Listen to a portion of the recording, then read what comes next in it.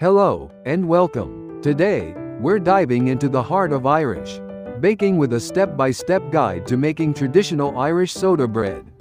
It's a wonderfully simple, yet incredibly satisfying bread, perfect for any occasion.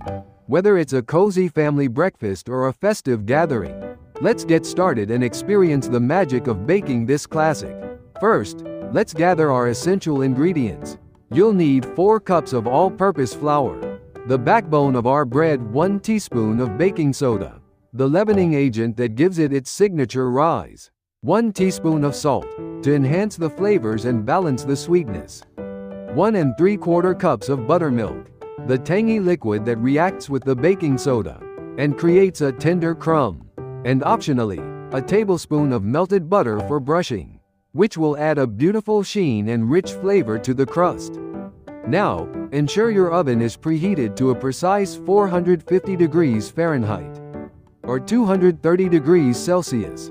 Having the oven at the right temperature from the start is critical for achieving that perfect rise and golden brown crust.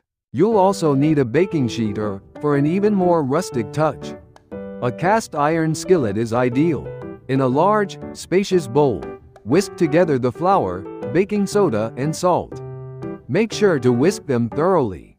This is crucial for ensuring that the baking soda and salt are evenly distributed throughout the flour, guaranteeing a consistent rise and flavor in every slice. Next, make a well in the center of your dry ingredients. This little crater is where the buttermilk will be poured. Pour the buttermilk into the well, and watch how it interacts. Use a fork, or a pastry cutter, if you have one, to gently combine the ingredients until a shaggy dough forms. Be careful not to overmix. Overmixing develops the gluten in the flour, which will result in a tough bread, and we want a soft and tender texture. The dough should be a little sticky. That's perfectly okay at this stage. Now, lightly flour a clean, flat surface, such as your countertop or a large wooden board. This prevents the dough from sticking. Turn the shaggy dough out onto the floured surface. Gently shape the dough into a round, about 2 inches thick. Avoid overworking it, as this can toughen the bread. With a sharp knife, preferably a serrated one, cut a deep cross on the top of the loaf. This isn't just for aesthetics.